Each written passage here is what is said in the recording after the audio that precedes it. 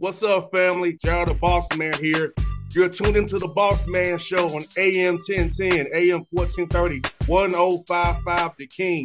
Let the King out at 105theking.com and the Bossman Show at bossmanshow.com. Hit me up on Instagram, the Bossman Show, Twitter at Bossman Show, and Facebook, Bossman Show. It's the Bossman on your radio. Listen to the Bossman Show with your host, JR, Saturdays at 9 a.m. right here on AM 1010, The King. What's up, good people?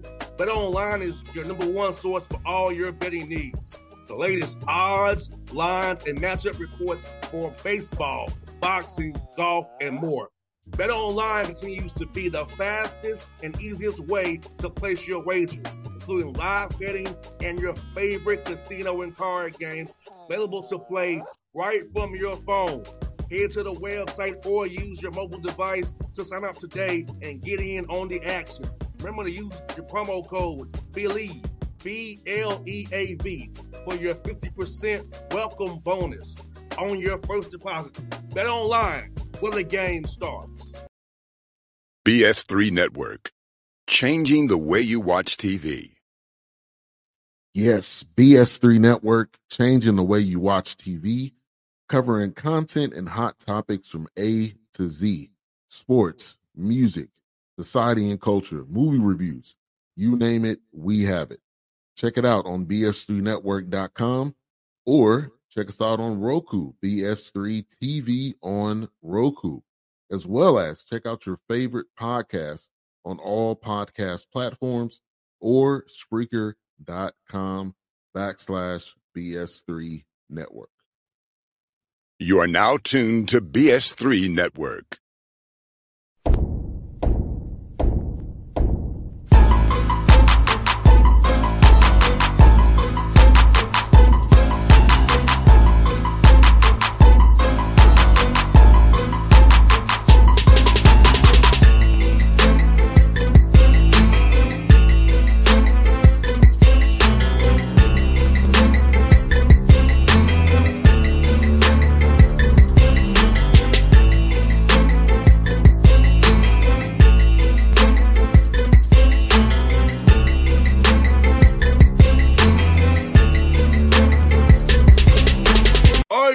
Back on the Bossman Show. We're going to Langston University, the Langston Lions. Coach Quinton Morgan, we've been on the Bossman Show, heading to his 9th year as a head coach. They unfortunately dropped the game this past weekend, but they're going to bounce back real strong. Coach Morgan, good to talk to you, man. How things over in Langston, man? Everything's great, man. Just kind of like licking our wounds right now. We dropped one that we felt like we should have won. Very tough opponent, but a very good test for our first game. You know, I was proud of some of the things that I did see in the game. So, you know, I got a lot of stuff I can build off of. No doubt. Like I said, you know, I know it's an overtime loss, but thinking about it, he's using the game. It's really a play or two here and there. You and I both playing the games. Those players two here and there. No small details here and there. They are coachable and correctable, which is the thing. If you got blown out, it's enough. So the game that close, we all do is a play here or there. We just got to correct things, clean up, and we'll be okay and going forward. Yeah, exactly. Now, Coach Morgan, let me ask you, man, can you believe you've been here 9 years as the head coach, going through 9 seasons as the head coach? Can you believe that? No, I can't, man. To be totally honest with you, never thought I would be a college head football coach, you know. But you know, God works in mysterious ways. You know, it's the reason why He has me here, and I think I have an idea what that is, and that's to continue to help mold these young men to go out there and be successful in society. You know, it's bigger than the sport of football. You know, I believe in touching these young men in a positive way and going out in society being a positive role model. You know, that's important nowadays. No doubt, Coach, and I feel like that's so important. And I know we talking off air about us playing at HBCU schools. You played Jackson State, I played Tennessee State, used to Southern for a while. How important it is to help people who look like us help mold us. I feel like they've been through the fires already. Those elders who our professors, our coaches really help. Now you're not just being an elder and being that person they look to, far they look to now. About that carrying that mantle as a coach, but also feel being there, that mentor they need to help some of the young men who didn't have fathers in their homes or need somebody to look to.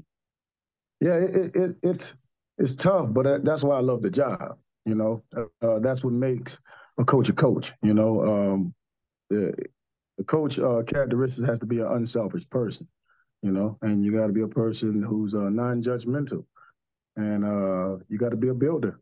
You can't be afraid to build and help these young men out. It's like I said, like you just said, with mental health and all these different distractions that these babies are encountering nowadays, that we have to give them the wisdom that we know, and drop a little knowledge on them. And I think it's very, very important. We can't be selfish with the knowledge that we have gained through our life lessons. You got that right. And this is the most important time to mold us. I mean, 18 and 24 is when we're really trying to come into adulthood, figure out who we are. So you coaches and colleges get us at that crucial point, final years of our lives, to give us that foundation for the rest of our lives. So it's very important that you get the right people in your life who really care about you, not look at you just as a number or a X and O per se to help them win and keep their jobs. Yeah, exactly. But I feel like if you take care of the student athlete and you show that you care, the win's gonna come. You know what I'm saying? Everybody's heard that analogy. If you love your coach, you'll run through a brick wall for him.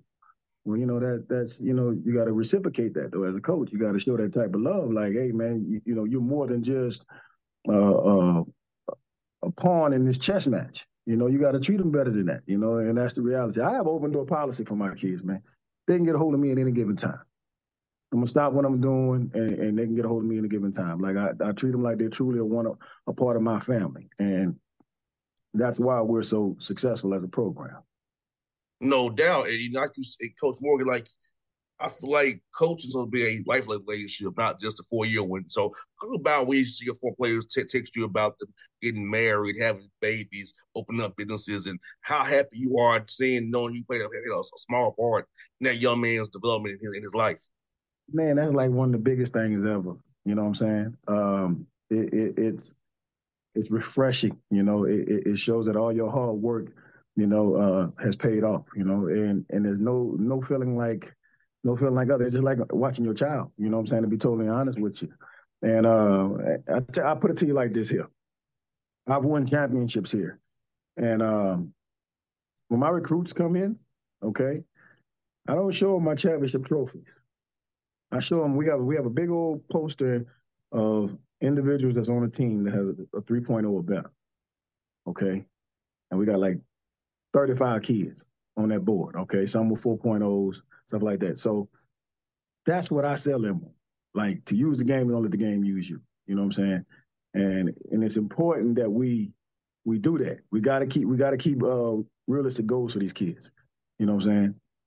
Don't short them on the academic phase of it, because it's important for them, because that's going to be the only way they can set up their foundation later on in life.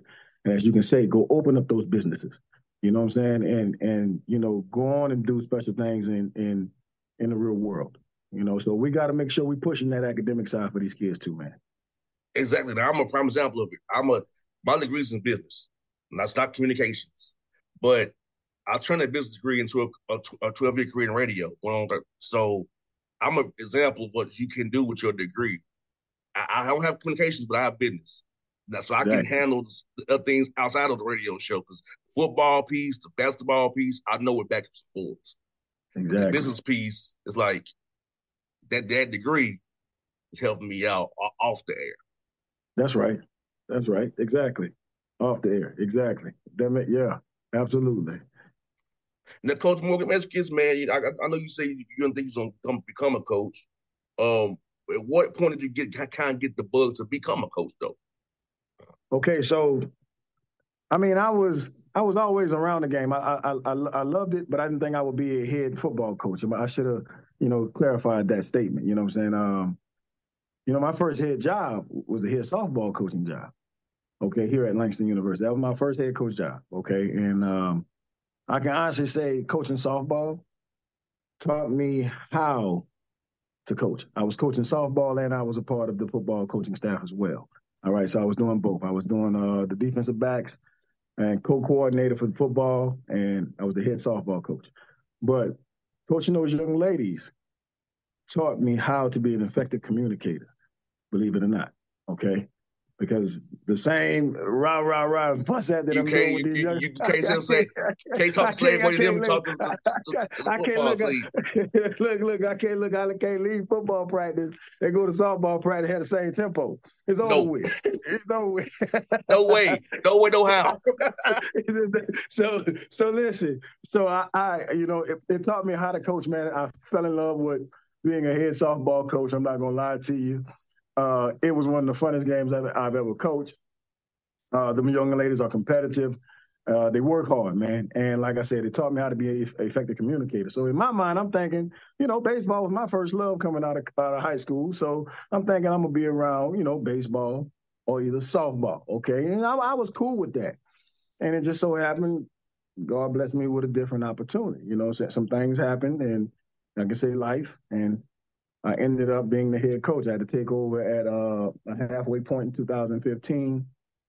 And we kind of like been rolling since.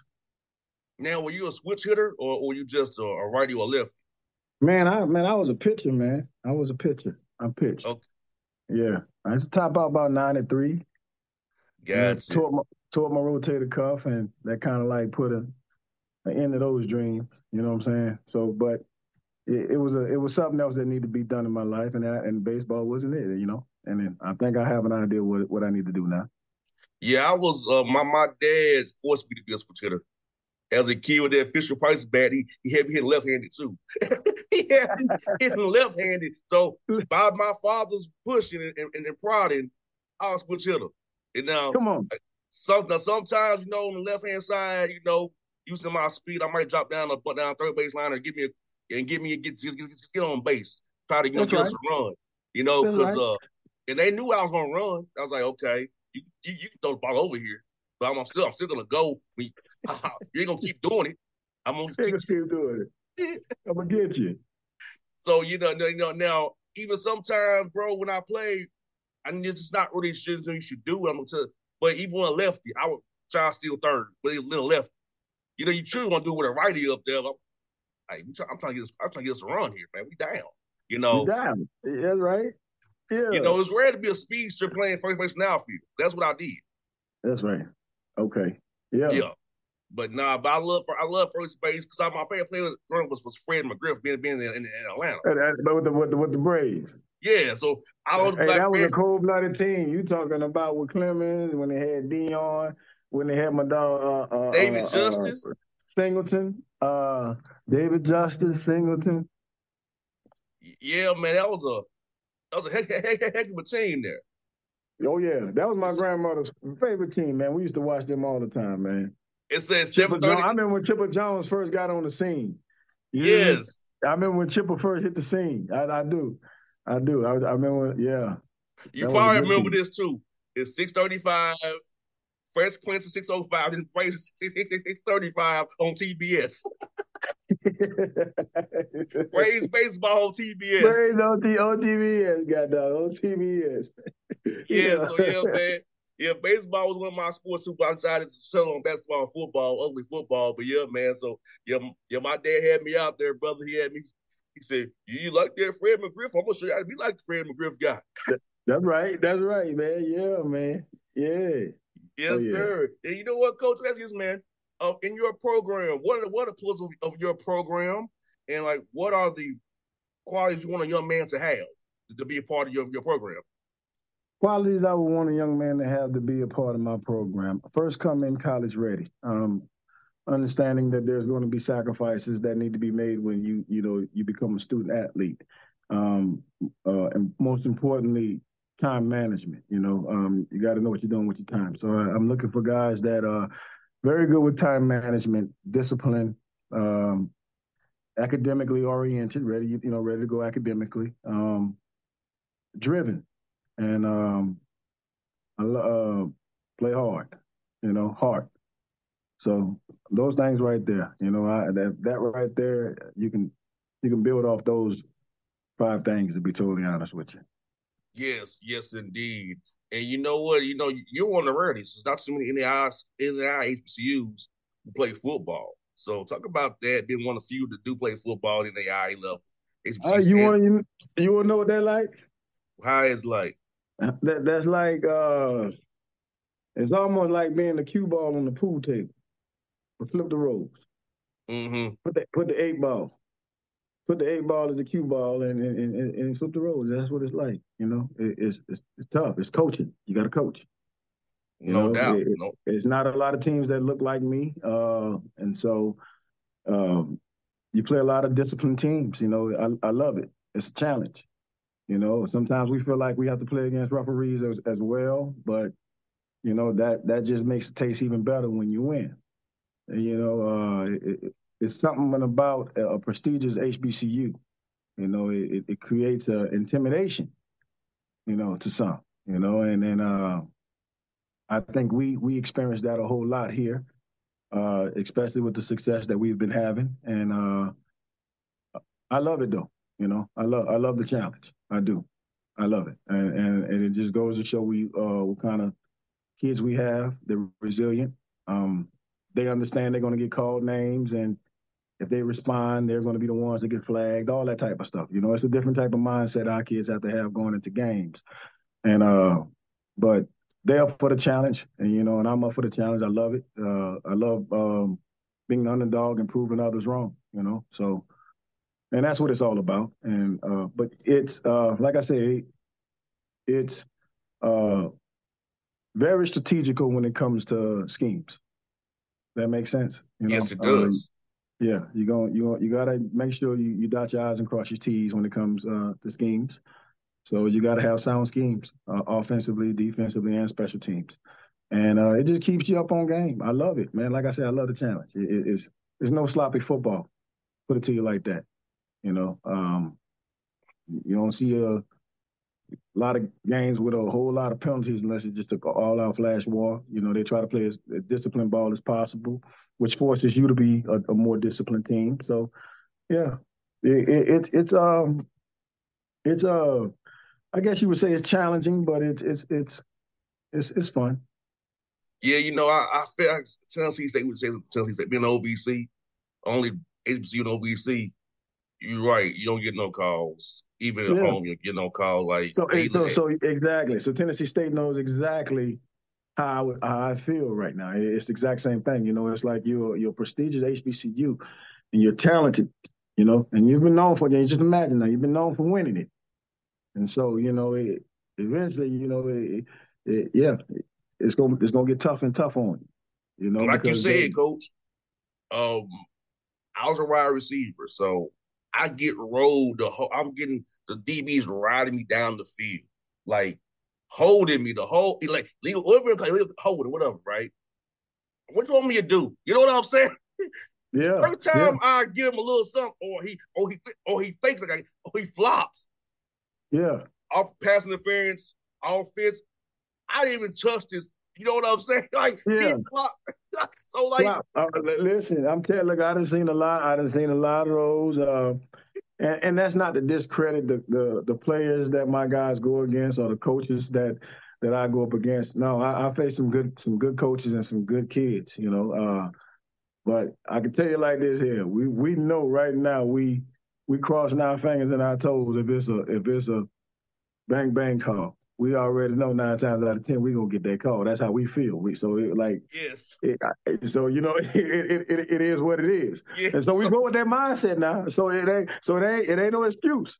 You yeah, feel me? Because it's been taught, you know, and my kids have experienced it firsthand. So we don't use it as an excuse if we lose or when we win. You know what I'm saying? We don't. It's a non-factor in our mind because we expect it. You know. yes. So And see what we did, Coach. We kind of made my office coordinator. He got creative. He said we're gonna do we're gonna go in personnel out of shotgun so you can get a free release. We can yeah, all run dummy motions, make them declare man zone early. So we would do we no make one them was up reveal their against. hand. Yeah. So we would do dummy motion shifts to kind of get us off releases so we can get off the line, run a lot of strip sets as well to try to get us Yeah, at least two of us a free release, so they can't just start yeah, holding from the jump. yeah. But it's You can't do crazy it. So it's crazy you had that he changed your scheme, it's strategy based on how he gonna officiate it. yeah, yeah, exactly. It's like that. You got to do that sometimes. Yeah, But yeah, because that's what you we did to kind of overcome what we don't have. They're gonna rise all the way down the field, And they're not gonna get a call. We're not gonna get a call. Yes. That's the first thing you got. Hey, you're not gonna get a call, so don't even worry about it. Don't even think about complaining. Just come on, get ready for the next play. Yep. Even on basketball side too, they always was 5-on-8. Oh man, yes indeed, man. Yes indeed, man. Yes indeed. Yes indeed. It's tough. It's tough. It's hard out here. I'm telling you, it's hard. Yes. So Tennessee State knows what you are going through. We live it and see Hampton, A&T are gonna feel it in the CAA too. They ain't felt it quite yet. Yeah. But you left the me at in the CAA. I get it. You're gonna feel the burn of what we dealt with all these years in Tennessee State, and you know what you're dealing with too. Yeah. Yeah. You ain't getting no calls no more. They ain't getting no calls. It ain't no 50-50. Hey, listen, we have and this may not even hit the show. I'm gonna tell you how bad it is. We have a no band can play while the other team is on offense rule. Same in the OVC. So, but this is the bad part. Our band be so you go look at what other teams got bands, and they make you do like this here, okay? Mm-hmm. We the only team got a band. Yes. So that rule was specifically made for us. Yes. That's in the OVC, the same thing. Now our band be hey, y'all gotta calm down, man. That's me. Sometimes I gotta tell my band director, hey, Dr. Gordon, he be going. Look, he be going, man. Hey, Doc, you gonna give me a penalty now? They done got me one or two. Yes. Or the halftime show goes too long. 20, 25. They hit me for 25, sometimes 30. And like the lady personal found next to hustling I kind of Tennessee State. Delaying the game. Yeah, they getting it. I ain't even mad though. They got the tempo going, the momentum and shit. I don't think anybody would coach. Sometimes in the third quarter we came out stiff and sluggish. Yeah. It was 30 minutes halftime almost. In the back of the end zone, warming up. In the back of the end zone now. I'm talking about you in the back. Yeah. Hey, especially the game in Memphis too. That was okay. That they didn't come out, but in the OVC, it was a homecoming day. Yeah. They going, they hitting doing the top, upper end of the fire, they hitting all the songs and everything. The supposed like conduct, Tennessee State, delay the game. Delay of game. Goddamn. It's funny. Like we did this in the second. But it's funny, but it's true though. Yeah, man. It is. You gotta love it. That's some good stuff there, Coach. Man, I got a couple more for you, man. Okay. How has the transfer portal things and the other conferences helped you get more better high school players come play for you? Because they're not getting recruited because of the COVID years and all that other stuff. So how has that helped you? All that helped me tremendously, to be totally honest with you, because I believe in the art of building student athletes, you know what I'm saying? And not just looking for the quick fix all the time, if that makes sense. Yes. By hunting the transfer portal, you know what I'm saying? The foundation of your football team is going to be that good, true freshman class. You need to get a freshman class and have them stick together for 4 years, because then you're formulating a system. So I think it's important to have a strong foundation with that freshman class. And so it helped me tremendously, which was already the way I love to recruit anyway, was to get, top quality athletes that were incoming freshmen and continue to mold them. I believe in taking a 2-star and turn them into a 3 or 4-star by the time I get done with it, that type of stuff. And so it's like taking a blank sheet of paper and writing your own novel on it, long story short. So that's why I love recruiting the freshman class, and that portal process and, everybody taking advantage of it has helped me to land some real good quality incoming freshmen, man. And so, yeah, it helped me out in the long run.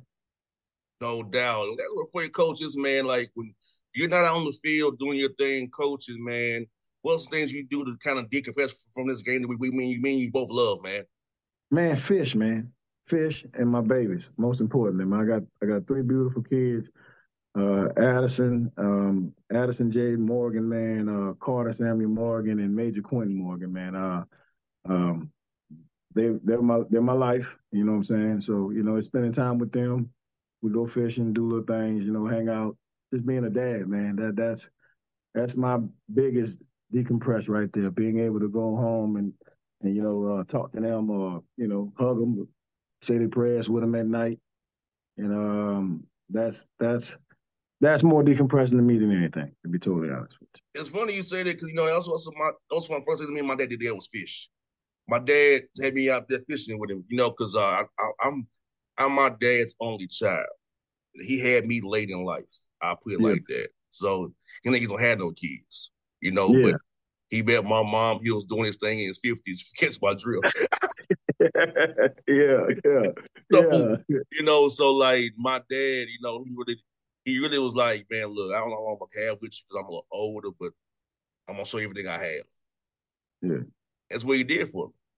That's what's up. He showed me everything he had. That was seeing today, him still be pushing strong. My dad is in his 90s, man. Come on, man. Still That's a pushing, blessing. still pushing strong, brother. That's what's up, man. That's a, So he gave me everything he gave. I'm glad the Lord is keeping him here, keeping that get good health to help me. hey, look, he must have lived a good life, man, for real. Man, look, my dad seen a lot of stuff, man. He talks to me about the civil rights movement in Atlanta. He saw all that stuff, bro. So all that, First man, hand knowledge of it. first-hand knowledge, man. You imagine what he has seen in his lifetime. He's seen a whole lot, including the black president. He's seen a whole lot from slavery to seeing a black president. You know what I'm saying? So he has seen a whole lot. His dad was a sharecropper, which ain't nothing but slavery, of another way of slavery. Yeah, My grandfather was a sharecropper. You yeah. know, My mom and them, my grandmother and them grew up on the plantation as well. Yeah, you all know, right around Clinton, Louisiana, man. yeah, bro. Live by this, bro. My dad was born in 1931, 1931. Good God. and Boy, I'm he done born in seen a whole '85. lot. You born 85. Think about that. Yeah. Dang. Think about that. Yeah, that's something else right there. You're cold blooded. Yeah, like so. Yeah, like I said, like I said, he got me late, but hey, to have this man in my life, long as I had him, think about. Also, about he's lived 92 years. Think about Yeah. he have me that age. You think, well, may have And him 20, 30 years. You know what I'm saying? Max, looks at how life fixing goes, but I'm blessed. 92. that's right. You You got know, an opportunity to build a relationship with him. and I learn from there all the time. Like the stuff that we seeing going on in the world, he's already saw it. He saw what it was. He said, we're going backwards, son. That's all. That's it. History don't do nothing but repeat itself. That's it. He's telling me that this is going backwards. For the wardrobes, everything. Yeah. Everything going backwards. Yeah. Going right So back to what everything. so people like you, I said, I want to see my father. Like I want to talk to because I don't know how long he's gonna be here still, So when I go see my father, it's be like a 4-hour conversation with my father. He's telling me That's stuff. what's up. It was up, man. So that's why I'm thankful that I have him around to teach me and help ground me because if I didn't have him, I would probably made something bad to see if I didn't have him around. Yeah. Because he's Yeah. like I would say he's like my calm influence. When I want to get riled up, no, don't do that. Don't do that. Yeah, just hit you. Don't do that. You ain't got that to do. He's Yeah. like, before you do anything stupid, ask me. We Yeah, always said man.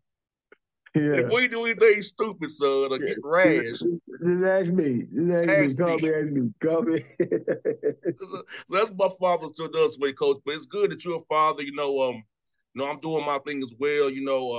So I don't have any kids yet, but hopefully one day down the road it happens for me, and I can be like my father. But I'm thankful that I've been poured into by coaches and my dad too.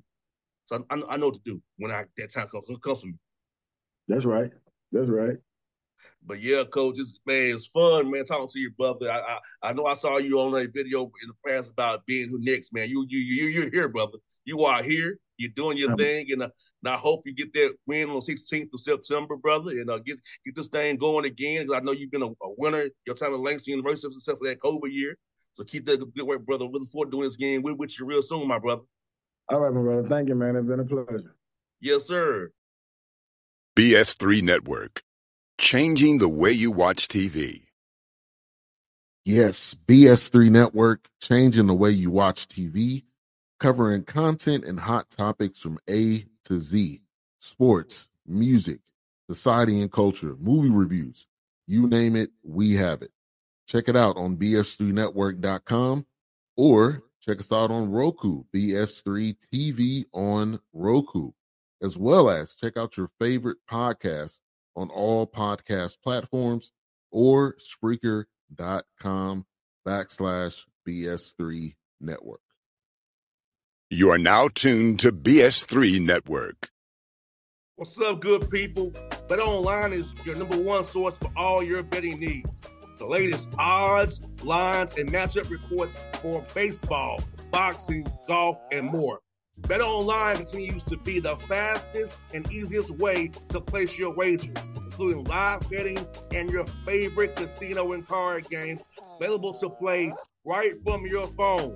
Head to the website or use your mobile device to sign up today and get in on the action. Remember to use your promo code BELIEVE, BLEAV, for your 50% welcome bonus on your first deposit. Bet Online, where the game starts. What's up, family? Jared the Bossman here. You're tuned into the Bossman Show on AM 1010, AM 1430, 1055 The King.